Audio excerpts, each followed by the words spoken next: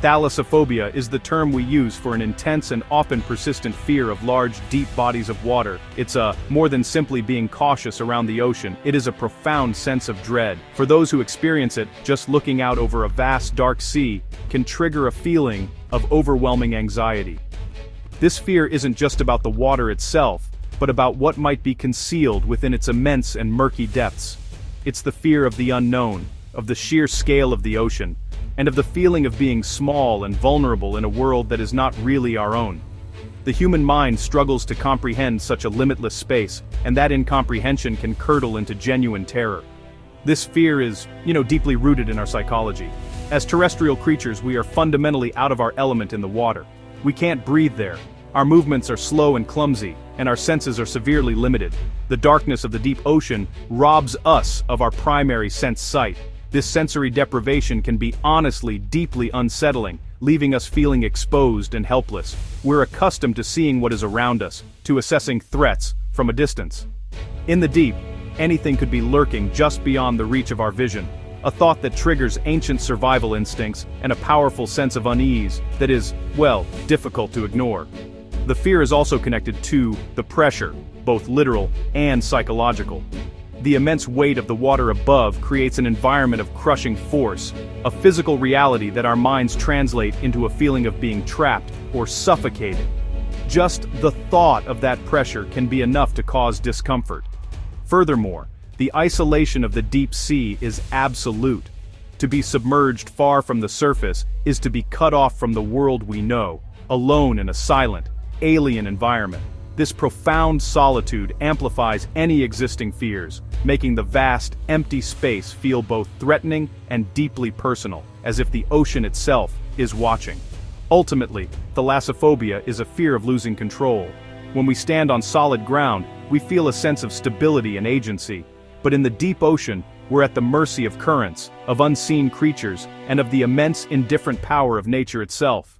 This surrender of control is something many find difficult to accept. The ocean does not care about our plans or our safety. It simply is. This raw, untamable quality is precisely what makes it so terrifying to some, and yet so endlessly fascinating to others. It's a primal fear, born from our limitations as a species when faced with one of our planet's greatest and most mysterious realms. For as long as humans have sailed the seas, we've imagined what monsters might inhabit the waters below. Long before we had the tools to explore the deep ocean, our imaginations populated it with terrifying creatures. Ancient maps were often decorated with illustrations of sea serpents, krakens, and other monstrous beasts in the uncharted areas of the ocean. These drawings weren't just fanciful decorations, they were genuine expressions of fear. Sailors would return with tales of giant tentacles, pulling ships beneath the waves, or colossal leviathans rising from the abyss. These stories, passed down through generations, solidified the ocean's reputation as a place of immense danger and mystery, a realm where nightmares took physical form. This tradition of creating monsters to explain the unknown is a fundamental part of the human story. The deep sea was the last great frontier on our own planet, a place so inaccessible that anything seemed possible. Without any evidence to the contrary, people assumed that the darkness must hide things of a terrifying nature. It made sense that a world so different from our own would be home to life forms that defied all known rules of nature. These myths served a purpose. They were warnings, cautionary tales that encouraged respect for the ocean's power. They transformed a vast, empty space into a landscape filled with personality, albeit a menacing one. The creatures of myth often mirrored our deepest anxieties. The kraken, with its powerful tentacles, represented the fear of being pulled down, of being trapped and dragged into an inescapable darkness. The leviathan, a creature of immense size, spoke to our fear of being insignificant, of being crushed by a power far greater than ourselves. These monsters were not just random inventions. They were symbols of the very real dangers of the sea, sudden storms, rogue waves, and the disorienting feeling of being lost in an endless blue expanse. Imagination gave a face to these abstract fears, making them easier to understand, even if it made them more frightening. Even as our scientific understanding grew, these ancient fears did not simply disappear. They evolved. The sea serpents of old maps may have faded from our beliefs, but they were replaced by new, more modern terrors. The idea of a prehistoric creature surviving in the deep like a plesiosaur or a megalodon, took hold in the popular imagination. These were monsters with a veneer of scientific possibility, which made them even more compelling. The deep ocean remained a dark corner of our world where the rules of time and evolution might be different, a place where the monsters of our past could still be waiting.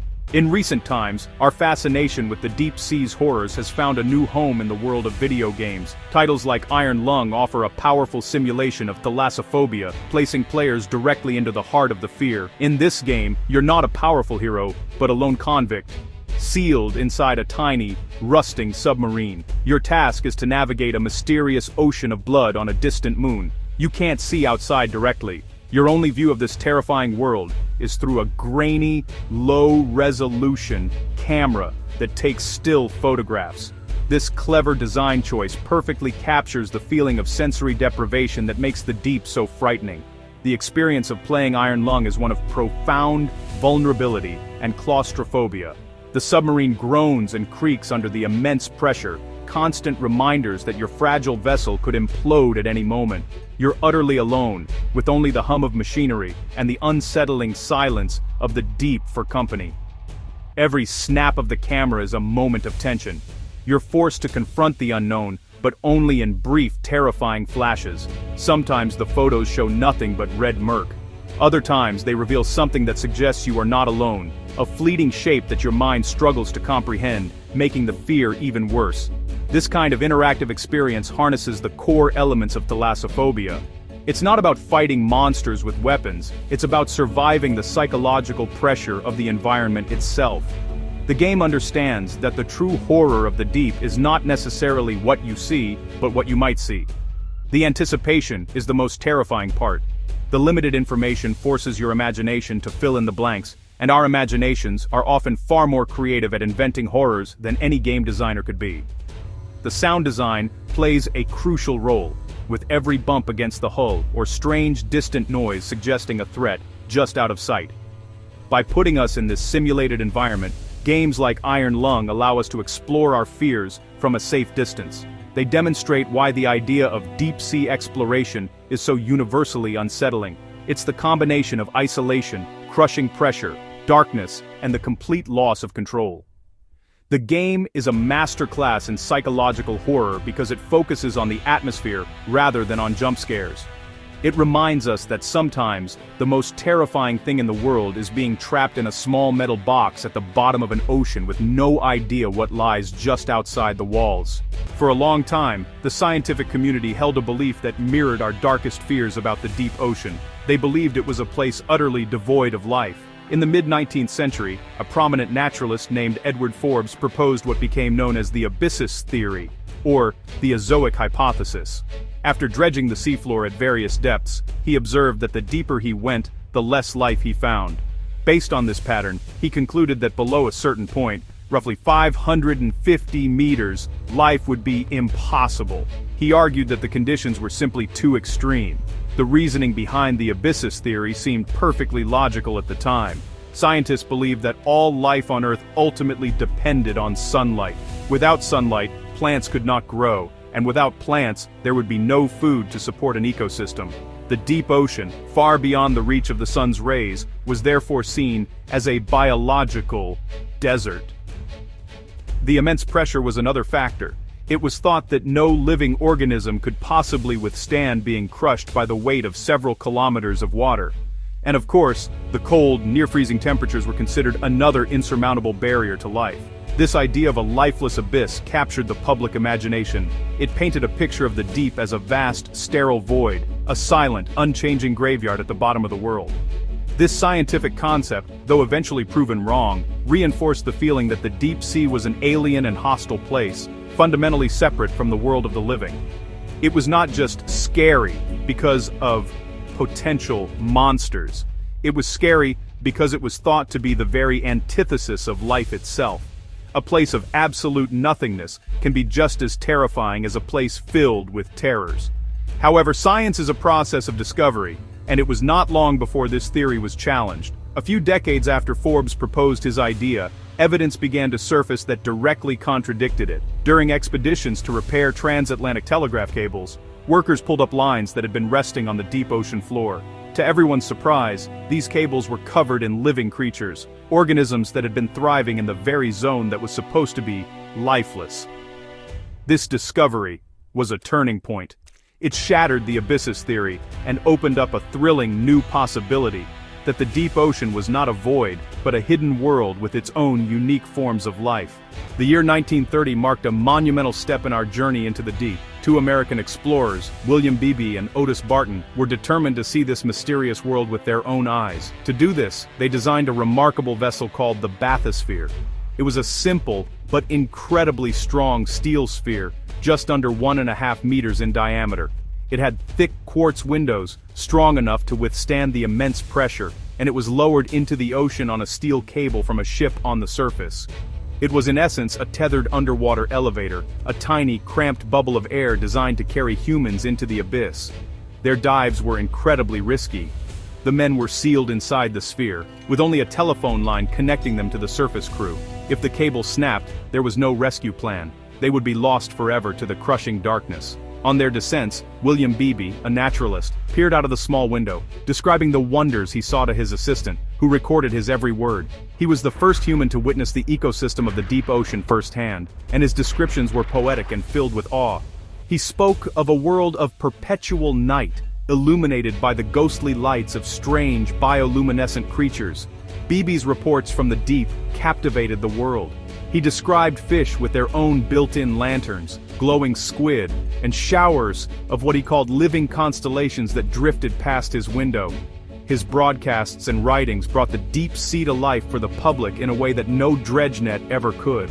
He replaced the idea of a lifeless void with a vision of a vibrant, magical realm. He gave names to the creatures he saw, like the pallid sailfin and the five-lined constellation fish, painting a picture of an environment that was not just full of life, but full of beautiful and fantastical life. However, the bathysphere dives also reinforced the immense danger of the deep. Beebe's descriptions were filled with a sense of tension and wonder. He spoke of monstrous, unidentified shapes that loomed just at the edge of his light, creatures far larger than anything he could explain. While his mission was one of science and discovery, the narrative was also one of human fragility in the face of an immensely powerful and unknown world. The bathysphere was a window, but it was a window into a place that was clearly not meant for us, a place of both breathtaking beauty and profound underlying terror. As our knowledge of the deep ocean grew, so too did its presence in our stories. Film and literature became powerful mediums for exploring our thalassophobia, often by taking the strange realities of the deep and exaggerating them into full-blown horror. The deep sea became the perfect setting for monster movies. Its darkness provided a natural cloak for terrifying creatures, and its alien environment made any kind of monster seem plausible. Directors understood that the ocean's depths tapped into a primal fear of the unknown, and they used it to create some of cinema's most memorable and frightening moments. One of the most iconic examples is, of course, Jaws. While the film is set in relatively shallow, coastal waters, its success lies in how it plays on the fear of what you cannot see just beneath the surface. The true terror of the shark is that it is hidden, an unseen threat that can strike at any moment from below. This principle was taken to even greater extremes in films set in the deep ocean. Movies like The Abyss and Leviathan took audiences down into the crushing darkness, introducing them to both mysterious, intelligent life and horrifying, mutated creatures born from the pressures of the deep. These films presented the deep sea as a place where the normal rules of biology no longer apply. Literature has a long and rich history of using the deep ocean as a source of terror. Jules Verne's 20,000 Leagues Under the Seas blended adventure with a sense of awe and dread, most famously in the battle with the giant squid. But perhaps the most influential literary creator of deep-sea horror was H.P. Lovecraft. His stories imagined ancient godlike beings, such as Cthulhu, sleeping in sunken cities at the bottom of the ocean. For Lovecraft, the deep was a place of cosmic horror, a prison for entities so vast and terrible that the mere sight of them could drive a person mad. This idea has had a lasting impact on fiction, cementing the deep sea as a place of ancient, sleeping evil. These fictional portrayals have a powerful effect on our collective psyche. Even though we know they are just stories, they shape our perception of the real deep ocean.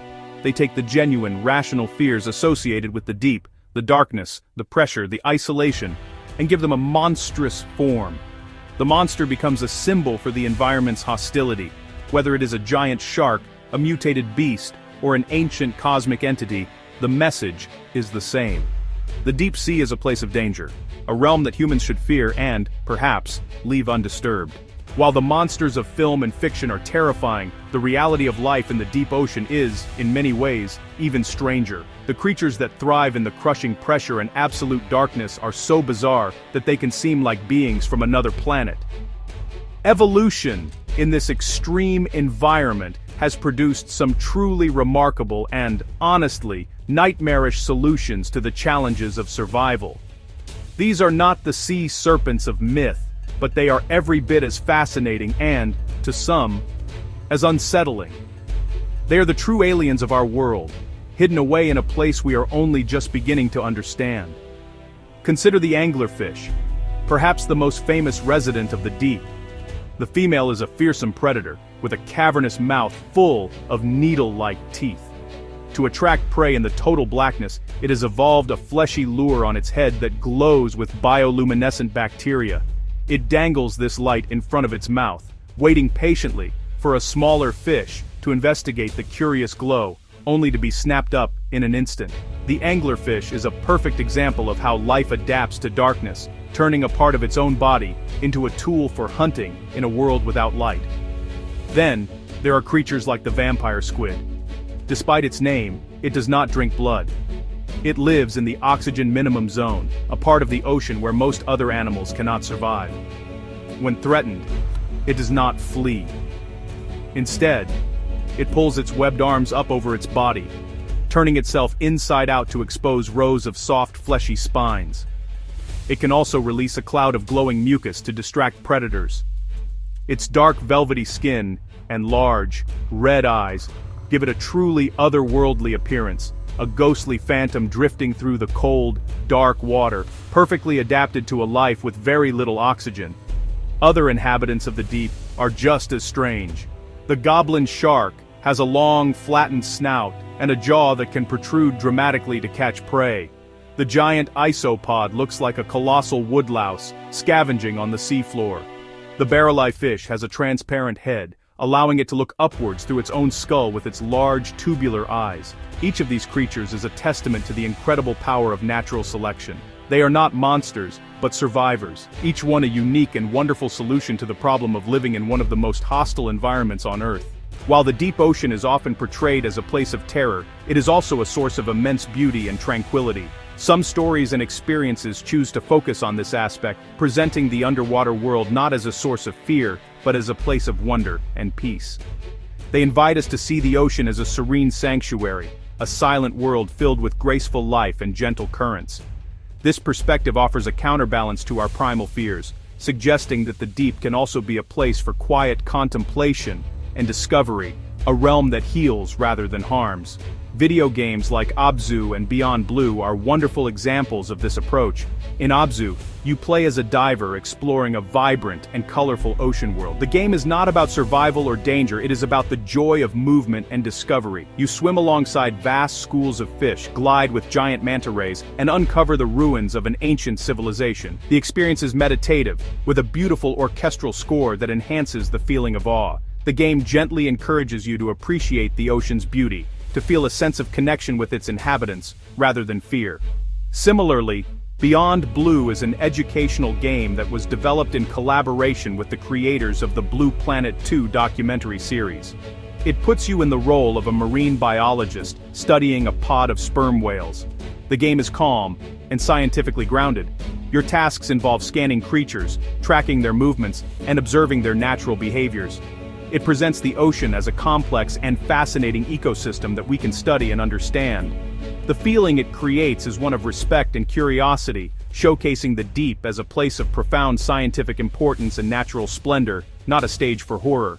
Yet, even in these peaceful explorations, the underlying sense of thalassophobia can linger. In Abzu, there are moments when you must swim through darker, deeper waters, and the mood shifts.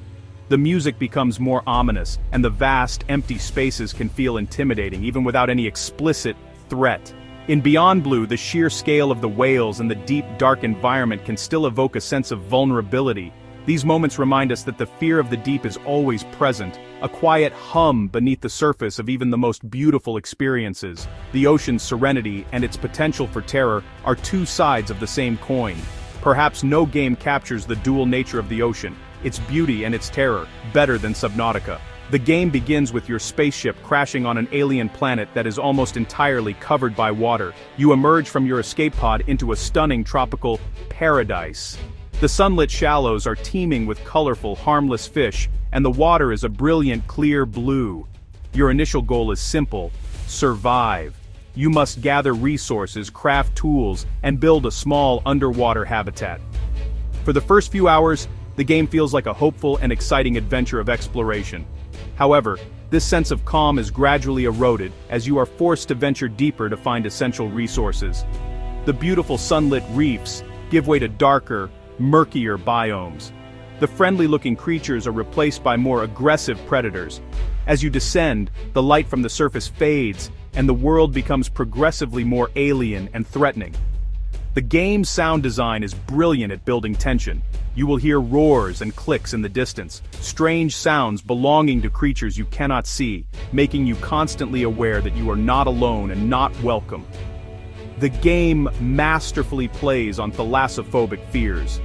There are moments when you must leave the relative safety of your small submarine to gather a resource in the pitch-black darkness, all while a monstrous leviathan can be heard roaring nearby. The feeling of vulnerability is immense. The game does not rely on cheap scares. The terror comes from the atmosphere and the knowledge that you are a tiny, fragile being in an ecosystem filled with colossal predators. Exploring a dark trench and suddenly having a giant serpent-like creature swim past your cockpit is an experience that stays with you, a perfect blend of awe and pure panic. Subnautica demonstrates that even a journey that begins with calm, scientific curiosity can quickly turn into a struggle for survival against deep-sea horrors. The game is so effective because it mirrors our own relationship with the ocean. We are drawn to its beauty and its mysteries, but the deeper we go, the more we are confronted with its dangers and our own limitations. The fear that emerges in Subnautica feels earned and realistic. It is a reminder that no matter how much we prepare, the deep ocean always has the power to surprise us, to humble us, and to terrify us. Thalassophobia, in the end, is more than just a fear of water. It is a reflection of our relationship with the unknown. The deep ocean is one of the last truly wild and unexplored places on our planet, a realm that operates by rules we are only just beginning to decipher. This vast, dark space acts as a mirror for our own anxieties about what we cannot see or control. The fear is rational. We are land animals, and the deep is a hostile environment for us. But it is also a profoundly creative fear, one that has inspired centuries of myths, stories, and art. Our imagination has always sought to fill the ocean's void. We have populated its depths with krakens and leviathans, with sleeping gods and prehistoric survivors. These creations are our way of trying to make sense of a world that is fundamentally beyond our grasp. They give a name and a face to the abstract feelings of dread that the deep inspires. In a way, the monsters we imagine are a tribute to the ocean's immense power. They are an admission that this is a world so grand and so mysterious that anything, no matter how fantastic, seems possible within it.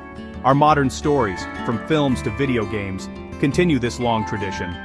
They allow us to venture into the abyss from the safety of our homes, to experience the thrill of discovery and the chill of fear. They remind us that the line between beauty and terror in the deep is incredibly thin. One moment, we can be mesmerized by a school of glowing fish, and the next, we can be paralyzed with fear by a shadow that looms in the darkness.